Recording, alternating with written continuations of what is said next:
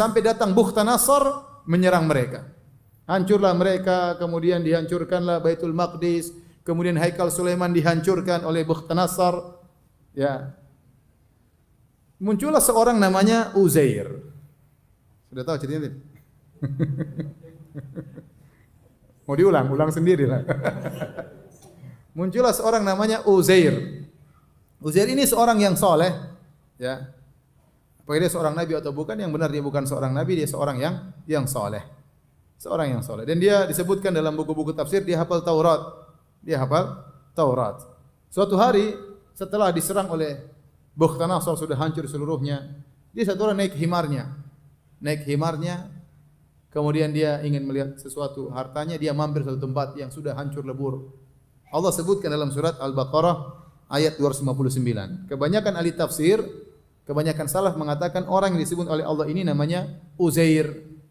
Ada yang mengatakan itu Irmiyah, ada yang mengatakan dia orang kafir karena ragu dengan kemampuan Allah untuk menghidupkan yang mati, tapi kebanyakan ahli tafsir mengatakan orang yang dimaksud adalah siapa? Uzair. Kita bacakan ayatnya.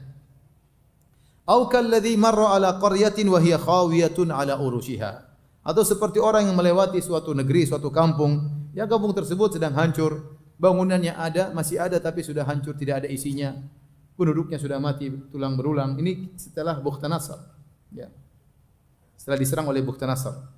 Qala, dia berkata, "Anna yuhyi hadhihi Allahu ba'da mautiha." Dia berkata, mungkin bergumam, bagaimana cara Allah menghidupkan kembali ini semua?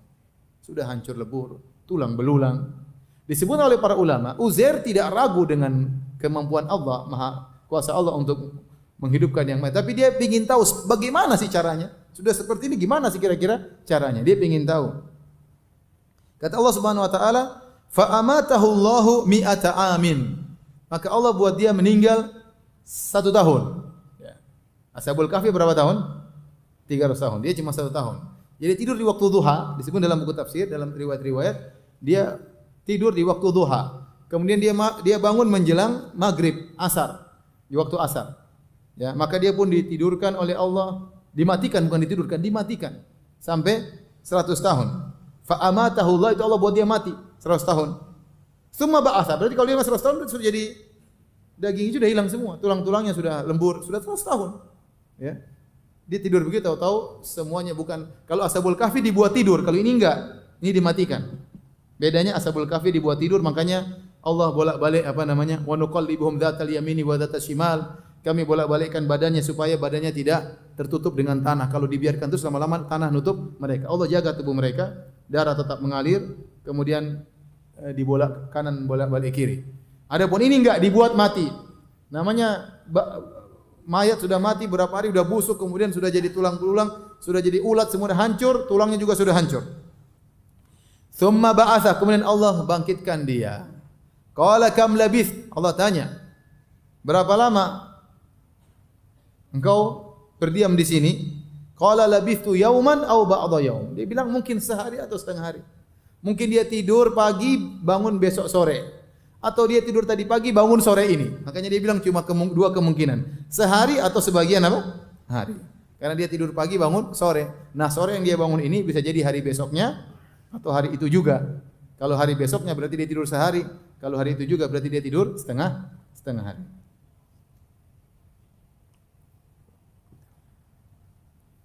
Maka dikatakan kepadanya, qala bal labithta mi'ata amin. Disebutkan Jibril yang bicara kepadanya. Intinya ada yang berkata kepadanya, justru engkau tidur itu 100 tahun.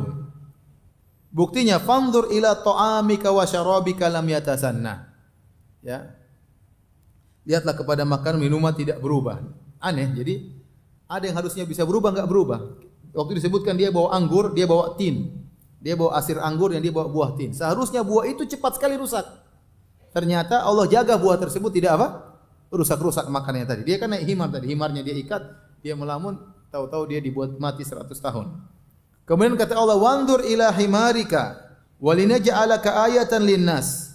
Lihatlah kepada himarmu. Himarnya sudah mati 100 tahun. Ya.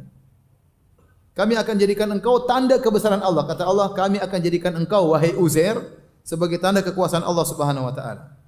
kami akan tampakkan kepada manusia. Walinaj'alaka ayatan linnas. Wanzur ilal idhami kaifa nunshiha tsumma naksuha lahma.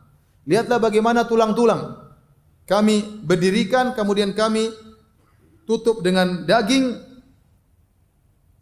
Dia lihat itu semua. Para ahli tafsir mengatakan, dan ini dipilih oleh Ibnu Jarir At-Tabari, kata Allah, wanzur ilal idhami, lihatlah kepada tulang belulang. Allah tidak mengatakan tulang himar, tapi Allah mengatakan tulang belulang. Dan kata para ulama, ini dalil bahwasanya yang dia lihat tulang himar dan tulang dia sendiri. Jadi yang pertama kali, bagaimana lihat tulangnya? Kata para ulama, yang pertama kali Allah hidupkan kedua matanya. Matanya dulu hidup, lihat badannya tersusun. Dia lihat tulangnya sendiri tersusun, matanya ngelihat semuanya. Tulang yang tersusun. Bagaimana dagingnya ngumpul lagi, tek. Ya, matanya dilihat dulu. Jadi yang dia lihat bukan cuma tulangnya himar, tulangnya dia pun dia lihat bagaimana tersusun. Tadinya sudah hancur, disusun kembali oleh Allah. Ya. Kemudian juga dilihat himar juga dari mana tulang-tulang sudah hancur yang sudah di sungai di mana Allah kumpulkan, dibawa oleh angin. Kumpul terus lagi di depan, tersusun depan dia. Tersusun jadi himar tanpa daging. Tapi jadi rangka himar. Terjadi rangka himar, Allah kasihkan daging. Mudah bagi Allah semuanya. Dia lihat semuanya. Dia lihat semuanya. Setelah itu dia berkata, "Falamma tabayyana lahu", tatkala dia lihat itu semua, qala a'lamu annallaha ala kulli syai'in qadir. Aku tahu Allah Maha Kuasa atas segala sesuatu. Allah tadi sebutkan, "Walinaj'alaka ayatil linnas." Kami jadikan engkau sebagai tanda-tanda kekuasaan Allah di hadapan manusia. Maka dia pulang. Dia pulang 100 tahun dia pulang ke kampungnya. Lihat orang sudah berubah-berubah. Dia pulang ke rumahnya. Ini rumah dia dulu masih ada. Orang, kamu siapa? Saya Uzair. Enggak, Uzair sudah mati 100 tahun yang lalu. Saya Uzair. Ada orang masih hidup situ 100, sudah umur 120, nenek-nenek. Ya, 120 nenek. Kemudian dia tanya, saya masih ingat Uzair. Dia punya ciri-ciri begini. Tapi saya buta, saya tidak bisa lihat. Uzair dulu kalau berdoa orang bisa sembuh. Kalau memang anda Uzair, coba berdoa kepada Allah. Maka dia berdoa, orang nenek itu bisa lihat. Iya, ente Uzair katanya. Terus dia ketemu cucu-cucunya. Dia disebutkan dia waktu tidur itu umur 40. Dia udah punya anak. Anaknya sudah meninggal, cucunya masih ada. Ini cucunya Uzair semua. Mungkin lebih tua daripada dia. Ketemu cucu-cucunya masih hidup. Maka kemudian mereka mengatakan, dulu bapakmu simpan Taurat sebelum diserang oleh Bukhtanasar. Dan yang tahu tempatnya Taurat disimpan cuma Uzair. Kata Uzair, saya tahu di mana tempat tersebut. Maka dia pun pergi ke suatu runtuhan, dia bongkar, dia keluarkan Taurat. Inilah Taurat tersebut. Karena umurnya sudah lama 100 tahun, tulisannya sudah apa? Rusak. Tapi Uzair hafal Taurat. Maka akhirnya dia bacakan Taurat kepada Bani Israel. Ketika dia sedang baca disebutkan ada cahaya dari langit masuk ke tubuhnya. Dari situ orang-orang mengagungkan dia, kemudian mengatakannya adalah apa? Uzair ibnullah. Uzair adalah putra Allah. Ya.